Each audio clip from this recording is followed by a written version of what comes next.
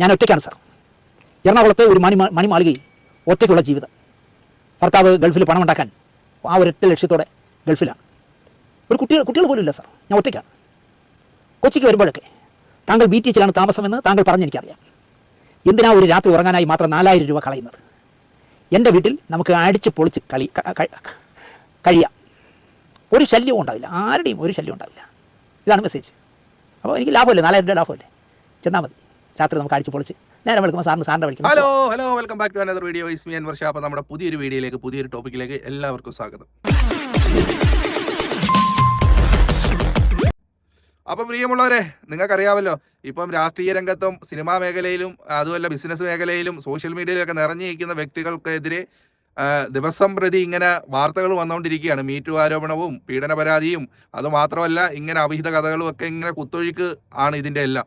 അപ്പോൾ അതിലെല്ലാം ചെന്ന് പെട്ടുപോകുന്നതാണ് എന്ന് തെളിയിക്കുന്ന തരത്തിലുള്ളൊരു വീഡിയോ ആണ് ഞാൻ ഇന്ന് പങ്കുവെക്കാൻ പോകുന്നത്. നമുക്കറിയാമല്ലോ, ലൈറ്റ് ക്യാമറ ആക്ഷൻ ചാനലിൽ നടത്തുന്ന ശാന്തിയുടെ ദിനേശേട്ടൻ ഡയറക്ടറായ അദ്ദേഹത്തെ ചില തൽപര കക്ഷികൾ വിളിച്ചിട്ട് കുടുക്കാൻ ശ്രമിച്ച ഒരു വാർത്ത, അതാണ് ഇന്ന് ഞാൻ പങ്കുവെക്കാൻ പോകുന്നത്. നിങ്ങൾ അവസാനം വരെ ഇത് കണ്ടു നോക്കുക, കേട്ടു നോക്കുക. അതിനകത്ത് പലതരത്തിലുള്ള ഡയലോഗുകൾ എതിർ കക്ഷികൾ പറയുന്നുണ്ട്, പ്രലോഭിപ്പിക്കുന്നുണ്ട്. എങ്ങാനും ചെന്ന് പെട്ടുപോയായിരുന്നെങ്കിൽ തീർന്നേനെ അവിടെ കൊണ്ട് ജീവിതം. അപ്പം എന്തായാലും അദ്ദേഹം ഇച്ചിരി സംയമനം പാലിച്ചു, അതുകൊണ്ട് ഒന്നും പറ്റിയില്ല. അപ്പോൾ നമുക്ക് അതിൻ്റെ വിശദമായ വീഡിയോയിലേക്ക് കടക്കാം. അതിനു മുമ്പ് നിങ്ങൾ നമ്മളെ ആദ്യമായിട്ട് കാണുവാണെങ്കിൽ നമ്മുടെ ചാനൽ ഒന്ന് സബ്സ്ക്രൈബ് ചെയ്യുന്ന കാര്യം പരിഗണിക്കുക. അതുപോലെ ഫേസ്ബുക്കിലാണ് കാണുന്നതെങ്കിൽ പേജ് ഒന്ന് ഫോളോ ചെയ്യുക. ലൈക്കും ഷെയറും കമൻറ്റും ഹൈപ്പ് വെക്കാനെങ്കിൽ മാക്സിമം സപ്പോർട്ട് തരണം. അപ്പം സപ്പോർട്ട് ചെയ്യുന്ന കാര്യം ഒന്ന് പരിഗണിക്കണേ. അപ്പം എനിക്ക് പറയാനുള്ളത് ഇതിന് മുമ്പായിട്ട്, ഈ വീഡിയോയിലേക്ക് പോകുന്നതിന് മുമ്പായിട്ട് ഒരു വാക്കൂടെ പറയാനുണ്ട്. അപ്പം എമ്പാടും വല വിരിച്ചിട്ട് ഒരുപാട് പേര് കാത്തിരിപ്പുണ്ട് നിങ്ങളെ പല പ്രലോഭനങ്ങളും നൽകിപ്പെടുത്താൻ വേണ്ടി. അതുകൊണ്ട് സോഷ്യൽ മീഡിയയിൽ അറിയപ്പെടുന്ന ബ്ലോഗർമാർ, ഇൻഫ്ലുവൻസർമാർ, ബിസിനസ്സുകാർ, രാഷ്ട്രീയക്കാർ, സിനിമാ മേഖലയിൽ പ്രവർത്തിക്കുന്നവരെല്ലാവരും ഒന്ന് കരുതിയിരുന്നാൽ നിങ്ങൾക്ക് കൊള്ളാം. ഇല്ലെങ്കിൽ ആകെ അടപെടലും നാറും. അപ്പോൾ നമുക്ക് ആ വീഡിയോ കാണാം, എന്നിട്ട് സംസാരിക്കാം. ഓക്കെ. ഒരാളെ പരിചയപ്പെട്ടാൽ, എന്നെ ഒരാൾ ഫോൺ വിളിച്ചാൽ, എനിക്കൊരു മെസ്സേജ് അയച്ചാൽ, അന്ന് മുതൽ അവരെൻ്റെ ആത്മാർത്ഥ സുഹൃത്തുക്കളായിരിക്കും. പരിചയം പോലും ഇല്ലായിരിക്കും. അങ്ങനെ എനിക്ക് ആയിരക്കണക്കിന് സുഹൃത്തുക്കളുണ്ട്. അങ്ങനെ നേരിൽ കണ്ടിട്ടില്ലാത്ത ആൺ പെൺ സുഹൃത്തുക്കൾ നൂറുകണക്കിനല്ല ആയിരക്കണക്കിന് സുഹൃത്തുക്കൾ എനിക്കുണ്ട് വർഷങ്ങളായിട്ട്. ഇവരിൽ എനിക്ക് ഇഷ്ടപ്പെടാത്ത ഒരു ചെറിയ സ്പെല്ലിംഗ് മിസ്റ്റേക്ക് കാണിച്ചു എന്ന് എനിക്ക് തോന്നിയാൽ അവരെ ആജീവനാന്തം വെറുക്കപ്പെട്ടവരാക്കി ഞാനങ്ങ് പ്രഖ്യാപിക്കും, ബ്ലോക്ക് ചെയ്തവർ. പിന്നെ അവരുമായൊരു അടുപ്പവും എനിക്കുണ്ടാകാറുമില്ല. തൃശ്ശൂർ കുഴൽമന്നത്തുകാരി ഒരു ആരാധിക ഒരു ദിവസം എന്നെ വിളിച്ചു. നല്ല രസകരമായി ചിരിക്കും. നമ്മളെന്തെങ്കിലും തമാശ പറഞ്ഞാൽ പൊട്ടി അവരും ചിരിക്കും. സ്ഥാനത്തും അസ്ഥാനത്തും കുടുംബമഹിമ, ആഢ്യത്വം, നല്ല അച്ഛനമ്മമാർക്ക് പറഞ്ഞവൾ എന്നൊക്കെ സംസാരത്തിനിടയിൽ ഒരു 100 പ്രാവശ്യം വെച്ച് കാച്ചും. അത് മാത്രമേ ഉള്ളൊരു മൈനസ്. ഭയങ്കര ആഢ്യത്വമുള്ളവരാണ്. എൻ്റെ അച്ഛനമ്മമാരെ പോലെ കേരളത്തിൽ വേറെ ആരുമില്ല എന്നൊക്കെ പറഞ്ഞ് ഇങ്ങനെ കാച്ചും. അവിവാഹിതയാണെന്ന് പറയുന്നു അവർ. അച്ഛനമ്മമാരുടെ കാര്യം നോക്കി വിവാഹപ്രായം കഴിഞ്ഞതറിഞ്ഞില്ല എന്നാണ് അവരെന്നോട് പറയാറ്. ഉത്തമയായ ഒരു സ്ത്രീയാണെന്ന് എനിക്ക് തോന്നിയതിനാൽ ഞാൻ സിന്ധുവിനെയും പരിചയപ്പെടുത്തി. നല്ല ബന്ധക്കാരായി ഞങ്ങൾ, എന്നും വിളിക്കും. ഒരു നാൾ എനിക്ക് ഒരു മെസ്സേജ് മറ്റൊരു ആരാധിക അയച്ചു.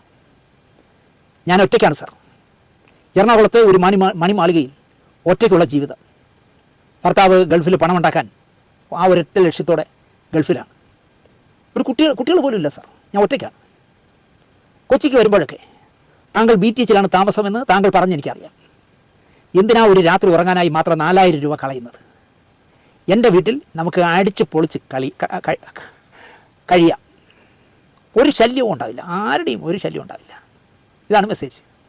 അപ്പോൾ എനിക്ക് ലാഭമല്ലേ, 4000 രൂപ ലാഭമല്ലേ? ചെന്നാൽ മതി. രാത്രി നമുക്ക് അടിച്ച് പൊളിച്ച് നേരം വിളിക്കുമ്പോൾ സാറിൻ്റെ വഴിക്കൊന്ന് പോവാം. ഞാൻ ആ മെസ്സേജ് മാഞ്ഞു പോകാതിരിക്കാനായി സ്റ്റാർ അടിച്ചിട്ടു. മാസങ്ങൾ കുറേ കഴിഞ്ഞ് പോയപ്പോൾ ആ നമ്പറിൽ നിന്നും നേരത്തെ പറഞ്ഞ കുഴൽമന്തത്തുകാരി എന്നെ വിളിച്ചു, സംസാരിച്ചു, ഫോൺ വെച്ചു. അപ്പോൾ ഇവരാണ് ഈ മെസ്സേജ് അയച്ചത്, മനസ്സിലായില്ലേ? വേറൊരു സിമ്മിൽ നിന്ന് ഞാൻ മെസ്സേജ് വന്ന കാര്യവും ഇന്ന് ആ നമ്പറിൽ നിന്നും നിൻ്റെ കുഴൽമന്തത്തുകാരി ചേച്ചി വിളിച്ച കാര്യവും സിന്ധുവിനോട് പറഞ്ഞു. സിന്ധുവിനെ അവർ വിളിച്ചപ്പോൾ വ്യക്തമായി സിന്ധു ചോദിച്ചു, ചേച്ചി എന്തിനാ അണ്ണനോട് മറ്റൊരു നമ്പറിൽ നിന്നും കൊച്ചിക്ക് വരുമ്പോൾ താമസിക്കാൻ വിളിച്ചത്?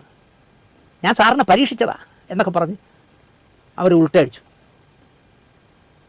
എന്നിട്ട് എന്നോട് ചോദിക്കുകയാണ്, അവർ എന്നെ വിളിച്ചിരിക്കുകയാണ്, നിങ്ങളൊരു അച്ചിക്കൊന്തനാണോ, എന്തിനു ഭാര്യയോട് ഇക്കാര്യമൊക്കെ പറയുന്നത് എന്നൊക്കെ എന്നെ വിളിച്ച് സംസാരിച്ചു. ഇവരുടെ ചേച്ചിയുടെ മകൾ ഉള്ളതാണെന്ന് എനിക്കറിയാം. ഇവരുടെ ചേച്ചിയുടെ മകൾ തൃശ്ശൂരിലെ ഒരു BJP കൗൺസിലറാണത്രേ. ആ കൗൺസിലറേയും കൂട്ടി തൃശ്ശൂരിലെ ഏതോ ഒരു പോലീസ് സ്റ്റേഷനിൽ ഇവരൊരു പരാതി കൊടുത്തു. ഒപ്പം തിരുവനന്തപുരത്ത് ഒരു ചാനൽ നടത്തുന്ന എല്ലാ സിനിമാക്കാരും വ്യഭിചാരമാണ്, നസീർ സാർ മദ്യപിച്ചിട്ടാണ് ചത്തത് എന്നൊക്കെ പറഞ്ഞ് പ്രോഗ്രാമിൽ ചെയ്യുന്നൊരു ഞഞ്ഞാവിഞ്ഞില്ല ഞഞ്ഞ എന്ന് പറയുന്നത്. മാസത്തിൽ 15 ദിവസം ഞഞ്ഞ പറയുക, 15 ദിവസം ഐസിയിൽ കിടക്കുക, ആഴ്ച പീരുന്ന അതിൻ്റെ ഇൻറ്റേർണലായിട്ടുള്ള എല്ലാം ചത്തിരിക്കുകയാണ്. അയാളെ വിളിച്ചിട്ട് കുറേ കഥകൾ ഫോണിലൂടെ പറഞ്ഞു കൊടുത്തു, എന്തൊക്കെയോ എന്നെ പറ്റി പറഞ്ഞു കൊടുത്ു. അവനത് ഒരു സ്റ്റോറിയാക്കി, നാണമില്ലേടാ നിനക്ക് പോയി തൂങ്ങി ചത്തോടാടാ എന്നൊക്കെ പറഞ്ഞിട്ട് ചെയ്തു. ഞാനതിനൊന്നും പ്രതികരിക്കാൻ പോയില്ല, നമുക്കതിൻ്റെ പണിയില്ലല്ലോ. എന്നെ ഈ ഞഞ്ഞ പറയുന്ന തെറികളൊക്കെ വ്യാപകമായി ആളുകൾ കണ്ടിരിക്കും. കാരണം ദിനേശിനെ തെറി വിളിക്കുന്നില്ല, കേൾക്കാൻ ഇഷ്ടമുള്ളവരുണ്ടല്ലോ. പോലീസ് സ്റ്റേഷനിൽ നിന്ന് എന്നെ CIO മറ്റോ വിളിച്ചു, പുള്ളി വിളിക്കാതെ എല്ലാം വിശദമാക്കി കൊടുത്തു ഞാൻ. ഒപ്പം ഈ സ്ത്രീ പറഞ്ഞ എല്ലാ മെസ്സേജുകളും ഞാൻ സൂക്ഷിച്ചു വെച്ചിട്ടുണ്ട്, അത് അയച്ചു തരാമെന്നും അദ്ദേഹത്തിൻ്റെ പറഞ്ഞു. താങ്കളുടെ വാട്സാപ്പിലേക്ക് ഞാൻ അയച്ചു തരാമെന്നുണ്ട്. അവിടെ ആ ശല്യം തീർന്നു. ഞാനിപ്പോൾ ഈ കഥ ഇതുവരെ മനസ്സിൽ വെച്ചിരുന്ന ഈ കഥ പരസ്യമായി പറയാൻ കാര്യം, ഇന്നലെ രാത്രി ഒരു പെണ്ണുപിള്ള എന്നെ വിളിച്ചു, വളരെ കാര്യമായിട്ട് സംസാരിച്ചു. പ്രോഗ്രാമുകളെ പറ്റിയും ലൈറ്റ്സ് ക്യാമറ ആക്ഷനെ പറ്റിയും എന്നെ പറ്റിയൊക്കെ ഒരുപാട് നേരം സംസാരിച്ചിട്ടുണ്ട്. പറഞ്ഞു, സാറേ ഈ ഷീലാമ്മ എവിടെ താമസിക്കണേ? ഞാൻ പറഞ്ഞു, മദ്രാശിയിൽ. അയ്യോ മദ്രാസിലാണോ? ഞാൻ കരുതി എറണാകുളത്താണെന്ന്. ഞാൻ പറഞ്ഞു, നിങ്ങൾക്ക് കരുതാനുള്ള സ്വാതന്ത്ര്യം ഉണ്ടല്ലോ, അവർ മദ്രാസിലാണ് താമസിക്കുന്നത്. സാറേ എനിക്ക് ഷീലാമ്മയെയും സാറിനെയും ഭയങ്കര ഇഷ്ടമാണ്. ഞാൻ എന്നിട്ട് അല്ല സാറേ, ഞാൻ തുറന്ന് പറയുകയാണ്, നടി എന്നുള്ള നിലയ്ക്ക് ഷീലാമ്മയെ ഭയങ്കര ഇഷ്ടമാണ്, അതിനേക്കാളും എനിക്ക് സാറിനെ ഇഷ്ടമാണ് സാറേ. അപ്പം ഞാൻ ഒന്ന് അലർട്ടായി, ഈ ശബ്ദം ഞാൻ എവിടെയോ കേട്ടിട്ടുണ്ടല്ലോ എന്നെനിക്ക് തോന്നി. ഞാൻ മറുപടി ഒന്നും പറയാതെ ഫോൺ കട്ട് ചെയ്തു. എൻ്റെ ആണെങ്കിൽ ഈ എന്താ പറയുക, ഇതാരാണ് വിളിച്ചതെന്ന് നോക്കാനുള്ള സംവിധാനമൊന്നും ഞാൻ കൊണ്ടു നടക്കുന്ന ആളല്ല. ഞാൻ എൻ്റെ മോനോട് പറഞ്ഞടാ ഈ നമ്പർ ആരുടെയെന്നൊന്ന് സെർച്ച് ചെയ്യുന്നത്. അപ്പോൾ അതിന് പേര് തെളിയുന്നില്ല, വേറൊരു എവിടെ നിന്നുള്ളൊരു സ്ത്രീയുടെ പടമാണ് തെളിയുന്നത്. ഞാൻ എന്താ വെച്ചാൽ ഞാൻ വെറുതെ എന്ന് പറഞ്ഞാൽ ഞാൻ വച്ചു, നമുക്ക് തെളിയിക്കാം. അപ്പോൾ ഇങ്ങനെ ഒരുപാട് ഞരമ്പിന് കുഴപ്പമുള്ള പെണ്ണുങ്ങൾ വിളിക്കുന്നുണ്ട്. ദയവായി നിങ്ങൾക്ക് ആൾ തെറ്റിയതാണെന്നാണ് എനിക്ക് പറയാനുള്ളത്. നിങ്ങൾ വേറെ ആരെങ്കിലുമൊക്കെ വിളിക്കും, എന്തിനാണ് എന്നെ ശല്യപ്പെടുത്തുന്നത്? അപ്പോൾ കേട്ടല്ലോ, നരമ്പിന് പ്രശ്നമുള്ള ഒരുപാട് പേരിങ്ങനെ വലയം വിരിച്ച് കാത്തിരിക്കുകയാണ്. അപ്പോൾ നിങ്ങൾ നിങ്ങളെ തന്നെ സൂക്ഷിക്കുക. എങ്ങാനും പോയി വീണ് കഴിഞ്ഞിട്ട് പിന്നെ പറഞ്ഞിട്ട് കാര്യമില്ല, പെട്ടതാണ്, പിന്നെ കിടന്ന് കൈയും കാലും ഇട്ട് അടിച്ചിട്ട് കാര്യമില്ല. അപ്പോൾ എൻ്റെ പ്രിയപ്പെട്ട സോഷ്യൽ മീഡിയ അറിയപ്പെടുന്നവരായാലും അല്ലെങ്കിൽ മറ്റേത് മേഖലയിലായാലും ഫേമസ് ആയി നിൽക്കുന്ന നിങ്ങളെല്ലാവരും കെയർഫുള്ളായിരിക്കുക. ഒരു പക്ഷേ ഇന്ന് ശാന്തിയുള്ള ദിനേശേട്ടനാണ് ഈ അവസ്ഥ വന്നതെങ്കിൽ നാളെ നിങ്ങൾക്കായിരിക്കാം. അതുകൊണ്ട് കെയർഫുള്ളായിട്ടിരിക്കുക. അപ്പോൾ ഇതിനകത്ത് തന്നെ കണ്ട കുറച്ച് ഡയലോഗുകളൊക്കെ കേട്ടോ അവർ പറഞ്ഞേക്കുന്നത്. എന്ത് ചെയ്യാനാണ്, ഭർത്താവിന് കാശ് മതി, ഗൾഫിലാണ്, ഞാൻ ഒറ്റയ്ക്ക് മണിമാളിക പോലെ ഒരു വീട്ടിലാണ്. ഇതൊക്കെ കേൾക്കുമ്പോൾ കുറ്റിയും പറിച്ചുകൊണ്ട് നമ്മൾ ഓടാൻ നിന്നാലേ അറിയാമല്ലോ, ചെന്ന് പെട്ട് കഴിയുമ്പോഴായിരിക്കും പിന്നെ അറിയുന്നത് അക്കിടി പറ്റിയെന്നുള്ളത്. അപ്പോൾ പൊട്ടക്കിണറ്റി വീണ് കഴിഞ്ഞാൽ പിന്നെ കയറി വരാൻ പാടായിരിക്കും. അതുകൊണ്ട് ഇങ്ങനത്തെ കഥകളൊക്കെ കേട്ടാൽ ഒരു പ്രാവശ്യമല്ല 100 പ്രാവശ്യം ചിന്തിക്കുക, എന്നിട്ട് എടുത്ത് ചാടുക. അപ്പോൾ എന്തായാലും ഈ ഒരു വീഡിയോ നിങ്ങളോട് പങ്കുവെക്കണമെന്ന് തോന്നി, അങ്ങനെ കൊണ്ടുവന്നതാണ്. അപ്പം നമ്മളെ അവസാനം വരെ കണ്ടതും കേട്ടതുമായ എല്ലാവർക്കും നന്ദി പറയുന്നു. നമ്മുടെ ചാനൽ ഒന്ന് സബ്സ്ക്രൈബ് ചെയ്യുന്ന കാര്യം, നമ്മളെ ഒന്ന് സപ്പോർട്ട് ചെയ്യുന്ന കാര്യം പരിഗണിക്കുക. വേറൊരു വീഡിയോ ടോപ്പിക്കായി നമുക്ക് വീണ്ടും കാണാം. അതുവരെയും എല്ലാവർക്കും ബൈ, താങ്ക്